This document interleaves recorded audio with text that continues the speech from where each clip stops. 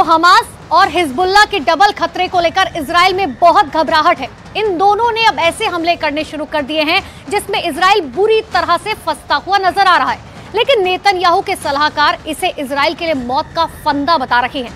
हालांकि इजराइल की बात करें तो इजराइल के पास अब दो विकल्प बचे हैं, या तो वो सीज फायर कर दे या फिर इस युद्ध को लंबे वक्त तक लड़ने के लिए तैयार रहे। लेकिन इजराइल सीज फायर करना नहीं चाहता। लेकिन सबसे बड़ा सवाल यह है कि लंबा युद्ध लड़ने के लिए उसके पास अब हथियारों की कमी भी होने लगी है और हमास अब इसी बात का फायदा भी उठाने लगा है।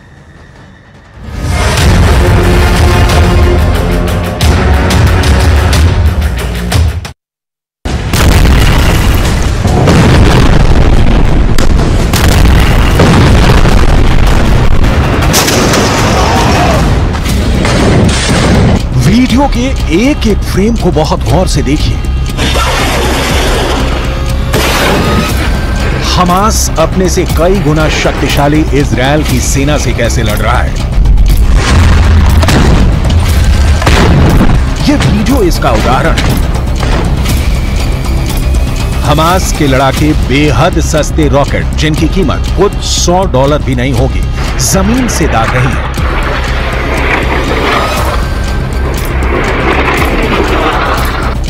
इतना सस्ता और जुगाड़ का रॉकेट हमास ने तैयार किया है कि इजराइल भौंचक्का है। इन सस्ते से रॉकेट के लिए इजराइल को अपने लाखों डॉलर की मिसाइलें खर्च करनी पड़ रही है, क्योंकि गाजा की ओर से आया एक तिनका भी इजरायली डिफेंस के टारगेट पर है और वो इजराइल की सीमा में दाखिल हो उससे पहले नष्टो नाबूद किया जाना जरूरी है।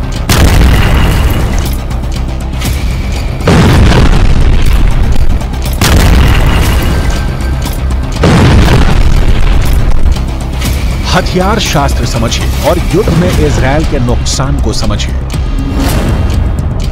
हमास का सस्ता रॉकेट, इजराइल की महंगी मिसाइल, कीमत $100 से $500, कीमत लाखों डॉलर। इजरायली खुफिया एजेंसी और इजरायली एयरफोर्स की सारी ताकत इन जैसे बेहद कमजोर और हल्के रॉकेट को रोकने में लग रही है। हमास के अल कुद्स ब्रिगेड ने ऐसा ब्रेन लगाया है कि इजराइल की परेशानी बढ़ गई है। यहां आपको हमास के अल कुद्स ब्रिगेड के बारे में जरूर जानना चाहिए, क्योंकि इजराइल के खिलाफ हमास की लड़ाई में अल कुद्स ब्रिगेड फ्रंट लाइन पर लड़ रहा है।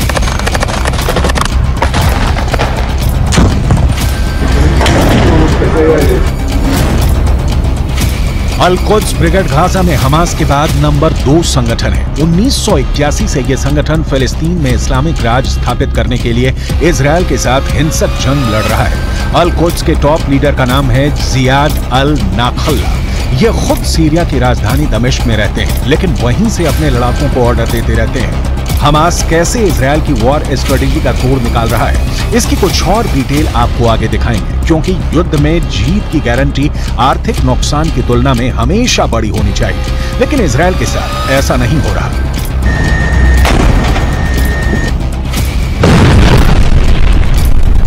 युद्ध में इजराइल को इतने बड़े पैमाने पर अपने संसाधनों और हथियारों का इस्तेमाल करना पड़ रहा है कि अमेरिका से अब इनकी सप्लाई शुरू हो गई है। ठीक यही किस्सा यूक्रेन में भी हुआ था। दरअसल यूक्रेन की सस्ती मिसाइलों के खिलाफ रूस को अपने करोड़ों डॉलर की मिसाइलों का इस्तेमाल करना पड़ रहा था। हमास के सस्ते रॉकेट के खिलाफ इजराइल अपने महंगे मिसाइलों का इस्तेमाल कर रहा है, यानी गाजा को जलाने की कीमत इजराइल को भुगतनी पड़ रही है। इजराइल ने इससे बचने के लिए आसमान में अपने सबसे खतरनाक परिंदे में से एक को पिंजरे से बाहर निकाला है। इस परिंदे वाले हथियार की जरूरत इसलिए पड़ी क्योंकि इजराइल पर हमले के बाद हमास के लड़ाके सुरंगों में छिप जाते हैं, जिसकी वजह से इजराइल की सेना को उन्हें ठिकाने लगाने में परेशानी होती है। हमास ने गाजा में करीब 500 किलोमीटर लंबी सुरंगें बना रखी हैं। ये सुरंगें घनी आबादी वाले इलाकों से होकर गुजरती हैं और हमास के इन सुरंगों का था लगा पाना इजराइल की सेना के साथ वहां की खुफिया एजेंसी मोसाद के लिए भी चुनौती बन गया है। इजराइल की मीडिया के मुताबिक इसीलिए इजराइल ने अपने सबसे ताकतवर जासूसी ड्रोन एल्बिट हर्मेस 450 को गाजा में उतार दिया है, ताकि जमीन के नीचे बसी हमास की दुनिया का नक्शा निकाला जा सके और वहां छिपे हमास के एक एक लड़ाके को मौत के घाट उतारा जा सके। इजरायली मीडिया का दावा है कि यह जासूसी ड्रोन निगरानी के लिए बेहद कारगर है। इसे इतना ताकतवर माना जाता है कि यह पाताल में छिपे दुश्मन का भी पता लगा सकता है। इजराइल की मीडिया के मुताबिक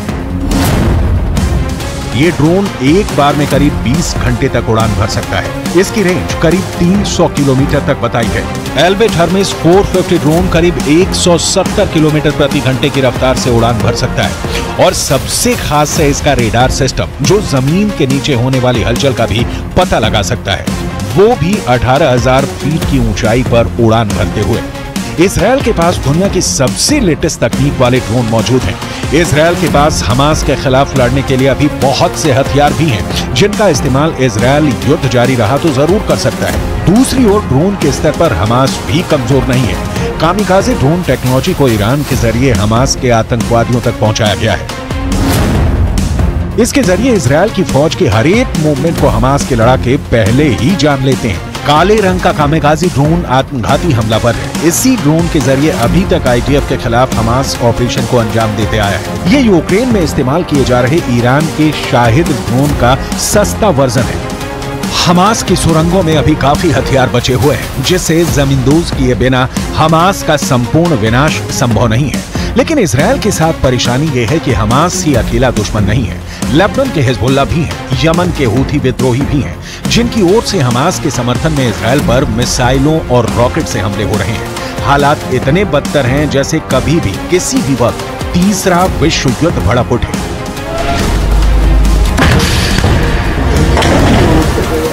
यमन के हूथी विद्रोहियों ने फिर इजरायल को निशाना बनाने की कोशिश की है। इस वक्त लेबनान के हिजबुल्लाह से भी ज्यादा हमले इजरायल पर हूथी कर रहे हैं। इन हूथी विद्रोहियों का आका है ईरान। हूथी विद्रोहियों की मिसाइल लाल सागर से होती हुई दक्षिणी इजरायल के एलट शहर में गिरने वाली थी, लेकिन इजरायल ने लाल सागर से आती हुई उन बैलिस्टिक मिसाइलों को मार गिराने का दावा किया, क्योंकि दक्षिणी इजरायल के एलट शहर में उसका एरो 3 मिसाइल डिफेंस सिस्टम तैनात है, जिसने हूथी विद्रोहियों की मिसाइलों को पहचान कर मार गिराया। הלחימה נמשכת, אין הפסקת אש, אנחנו חוזרים על זה, אין הפסקת אש, אנחנו ממשיכים להילחם. हूथी विद्रोहियों को रोकने के लिए अमेरिका ने लाल सागर में अपना एयरक्राफ्ट कैरियर आइजनहावर उतारा है, तो वहीं हिजबुल्लाह के खिलाफ भूमध्य सागर में जेराल्ड फोर्ड पहरा दे रहा है। इजराइल के पास खुद दुनिया का टॉप एयरक्राफ्ट सिस्टम मौजूद है। इजराइल इस वक्त गाजा में अपनी पूरी ताकत से जुटा हुआ है हमास के अंतिम लड़ाके की मौत तक। यमन से आती मिसाइल को इजरायल के एरो 3 मिसाइल डिफेंस सिस्टम ने नष्ट कर दिया। इजरायल का एरो 3 मिसाइल डिफेंस सिस्टम सटीक हमले करने में माहिर है और मिसाइल को ट्रैक करके उसे हवा में तबाह करने का दम रखता है। इजरायल ने जब एरो 3 मिसाइल डिफेंस सिस्टम का टेस्ट किया था तो ये 100% सफल रहा था। हमास किसी भी स्तर पर इजरायल के सामने नहीं टिक सकता। लेकिन सवाल है कि इस युद्ध का अंत क्या है? क्या किसी साजिश के तहत पश्चिमी एशिया को जलाने की कोशिश की जा रही है? क्योंकि इस वक्त जो साफ दिख रहा है वो ये कि गाजा की आग में आम फिलिस्तीनी मर रहे हैं, लेकिन उस आग में कई दूसरे देश हाथ सेक रहे हैं। दरअसल रूस, ईरान और चीन ये तीनों नहीं चाहते कि माहौल शांत हो, क्योंकि इन तीनों देशों को पता है कि पश्चिम एशिया उनके दुश्मन अमेरिका की कमजोर कड़ी है और इजरायल की वजह से अमेरिका दुनिया में अलग थलग पड़ता जा रहा है, क्योंकि गाजा में जो कुछ हो रहा है उसके लिए अमेरिका को भी जिम्मेदार ठहराया जा रहा है। ये तीनों देश इसका फायदा उठाना चाहते हैं और इसीलिए पश्चिम एशिया के मुस्लिम देशों को अमेरिका के खिलाफ इन लोगों ने खड़ा करना शुरू कर दिया। पश्चिम एशिया के मुस्लिम देशों की संख्या अच्छी खासी है। अगर रूस, ईरान और चीन को Iraq, Jordan, Kuwait, Lebanon, Oman, फिलिस्तीन, कतर, सऊदी अरब, सीरिया, तुर्की, संयुक्त अरब अमीरात और यमन जैसे देशों का साथ मिल गया तो फिर पूरी बाजी ही पलट सकती है।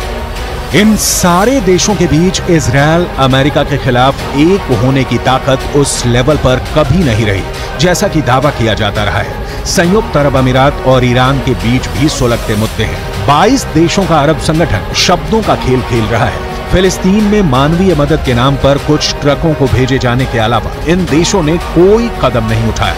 ईरान के राष्ट्रपति इब्राहिम रईसी अपने शब्दों से ही परमाणु युद्ध छेड़ते रहे हैं। जमीन पर उनका एक भी शब्द सही नहीं उतरा है। युद्ध में कमजोर का मारा जाना तय है और हमास इजरायल से बहुत बहुत बहुत कमजोर है। लिहाजा गाजा जल रहा है। धू धू कब तक जलेगा कोई नहीं जानता।